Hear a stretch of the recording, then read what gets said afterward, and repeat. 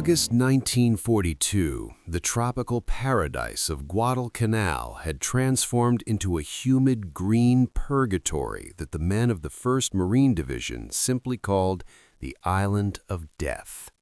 The initial landings had been deceptively easy, but the honeymoon ended the moment the sun went down. The U.S. Navy, battered by Japanese surface fleets in the disastrous Battle of Savo Island, had been forced to withdraw its carriers and supply ships. As the horizon emptied of American hulls, the Marines standing on the beach realized a terrifying truth. They were alone. They were thousands of miles from reinforced lines, stranded on a shark fin-shaped piece of rock and jungle, with only the supplies they could carry on their backs. At the center of this fragile foothold was a half-finished airstrip the Japanese had been building. The Marines seized it and renamed it Henderson Field. It was the only reason they were there, and it was the only thing keeping them alive. If the Japanese took the airfield back, they could fly in land-based bombers and shut down the entire South Pacific. This made the 1st Marine Division a target for the entire weight of the Japanese Empire. Among the tired, malaria-stricken ranks was a man who looked more like a weary schoolteacher than a warrior, Colonel Merritt "Red Mike" Edson. He led the 1st Raider Battalion, an elite unit of hand-picked men trained for high-intensity, unconventional warfare. But even the Raiders were reaching their breaking point. The environment itself was an enemy as lethal as any soldier. The Marines were rotting from the inside out. Tropical ulcers turned small scratches into gaping wounds, and dysentery and malaria decimated the ranks faster than Japanese snipers. They were surviving on captured Japanese rice and meager rations, their ribs beginning to show through their salt-crusted utility uniforms. Despite their condition, a dangerous sense of overconfidence had begun to settle into the higher levels of Marine intelligence. They believed the Japanese forces on the island were disorganized, starving, and incapable of a major offensive. They assumed the enemy was retreating into the deep interior to die in the jungle. This was a fatal miscalculation. While the Marines consolidated their lines around the airfield, the Japanese were perfecting the Tokyo Express. Every night, under the cover of total darkness, fast Japanese destroyers would dash into the waters of Iron Bottom Sound and disgorge thousands of fresh, elite infantrymen from the 35th Infantry Brigade. These weren't starving stragglers. They were the veteran troops of General Kiyotake Kawaguchi, and they were bringing enough steel and fire to wipe the Americans off the map. In early September, Edson noticed something the others had missed. He saw the birds in the jungle reacting to movement that wasn't American. He felt the invisible pressure of an enemy closing in. He requested that his exhausted raiders be moved to a small grassy ridge just a mile south of the airfield, a place the command felt was a quiet rear area where the men could rest and recover.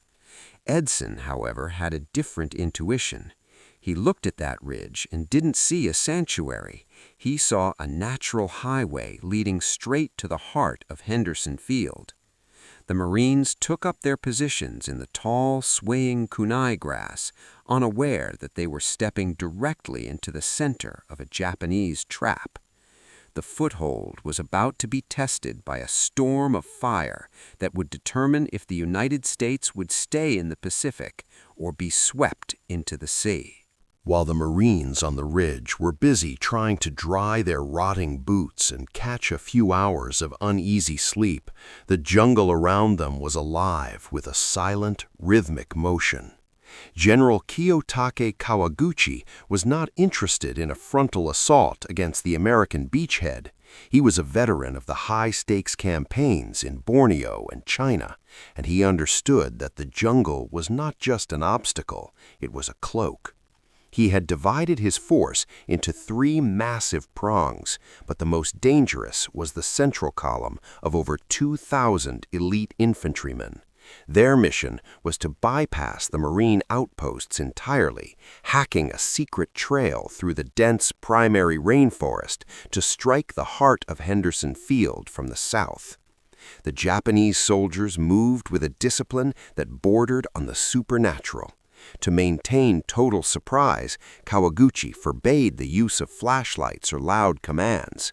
Each man clutched the equipment of the man in front of him to stay together in the pitch-black canopy.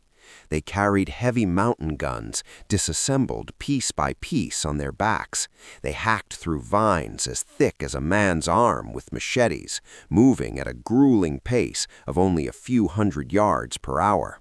The heat was a physical weight, and the air was so thick with humidity it felt like breathing water. Yet the column pressed on in total silence. Back on the ridge, the 840 Marines under Colonel Merritt Edson were beginning to feel the walls closing in. Edson was a man who trusted his senses more than he trusted intelligence reports. His scouts had returned with chilling news. They had found fresh Japanese footprints and discarded rice wrappings just a few hundred yards from the Marine perimeter. Even more disturbing were the sounds. At night, the jungle usually hummed with the noise of insects and frogs, but now certain sectors were falling deathly silent.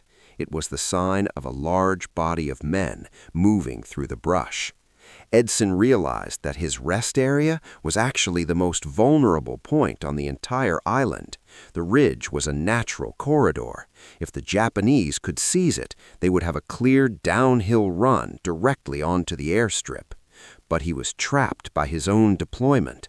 He had less than 1,000 men to cover a line that required 3 times that number. He had to decide whether to spread his men thin in a circle or concentrate them on the high ground and pray the Japanese didn't find the gaps. As the sun began to set on September 12th, a strange, rhythmic whistling began to echo from the trees. It wasn't birds. It was the Japanese officers using bamboo whistles to coordinate their units in the dark. The Marines sat in their shallow foxholes, clutching their 1903 Springfield rifles and Thompson submachine guns, staring into the swaying kunai grass. They could feel the invisible eyes of 2,000 soldiers watching them from the shadows. Kawaguchi's midnight march had reached its destination. The trap was set, and the silent perimeter was about to explode into a symphony of violence that would earn the ridge a new, blood-soaked name. The Marines had allowed themselves to be placed in the path of a juggernaut, and now there was nowhere left to run. On the night of September 12, 1942, the tropical heat of Guadalcanal refused to break, hanging over the ridges like a wet shroud.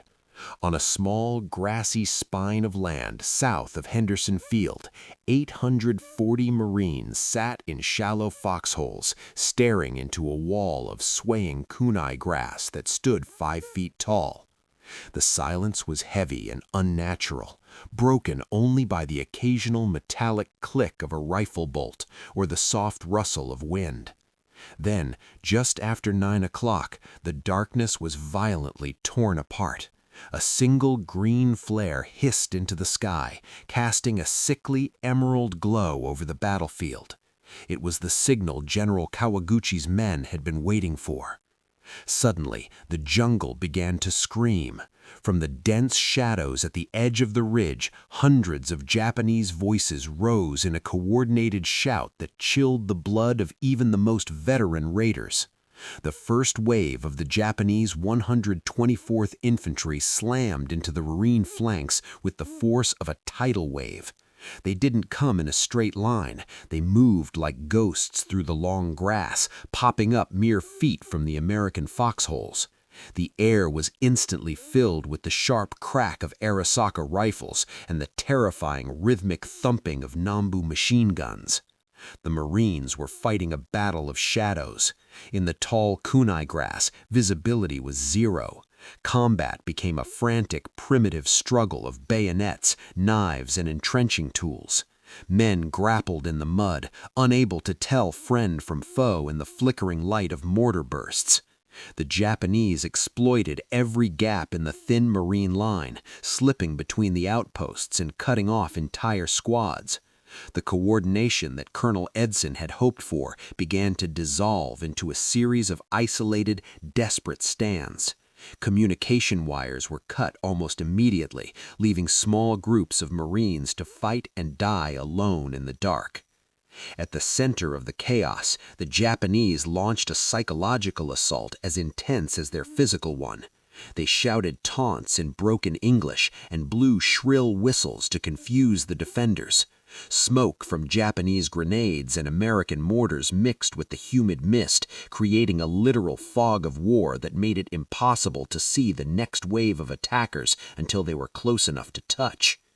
Edson's men were being pushed back, yard by bloody yard. The ridge was no longer a defensive position. It was becoming a killing box where the Americans were being squeezed by a superior force that seemed to emerge from the very earth itself. By midnight, the perimeter had buckled. The Japanese had successfully seized a portion of the lower ridge, driving a wedge between the Marine companies. For the first time, the possibility of total collapse was real. If the Japanese broke through the final line, there was nothing between them and the airfield but a mile of open ground. The Marines were trapped, their backs to the very planes they were supposed to protect, facing an enemy that thrived in the dark. As the first wave receded to regroup for a final crushing blow, the survivors on the ridge looked at their dwindling ammunition and their bleeding comrades, realizing that the terror in the long grass was only the beginning of a long, nightmarish descent. By the night of September 13, 1942, the ridge south of Henderson Field had become a slaughterhouse. The previous night of combat had stripped the 1st Marine Raiders and the 1st Parachute Battalion to their skeletal remains. Men who had not slept in days, their bodies racked by the tremors of malaria and the hollow ache of hunger, now clung to the thin, grassy spine of the hill. They were fewer than 500 effective fighters, facing a fresh, fanatical force of over 2,000 Japanese infantrymen hidden in the dark tree line below. At the center of this desperate circle stood Colonel Merritt, Red Mike Edson. He was a man of cold iron and steady nerves, and as he looked at his battered line, he knew there was nowhere left to retreat. If they fell, the airfield fell, and the American presence in the Pacific would be extinguished in a single night of fire. As the clock ticked toward midnight, the Japanese launched their final devastating hammer blow. It began not with a bang, but with a terrifying rhythmic chanting that rose from the jungle floor, followed by the hissing of white phosphorus grenades that blinded the Marine gunners. Then came the waves. Thousands of Japanese soldiers, their bayonets fixed and their voices raised in a deafening Banzai scream, threw themselves at the American center. This was the meatgrinder. The air was so thick with lead and shrapnel that it seemed impossible for a human being to stand upright and live. Edson moved among his men like a ghost of the battlefield, his voice rasping over the roar of the guns. "Man the line," he shouted, his presence alone stitching together the fraying edges of the perimeter. The Japanese were so close that the Marines could smell the sour mash on their breath and the damp wool of their uniforms.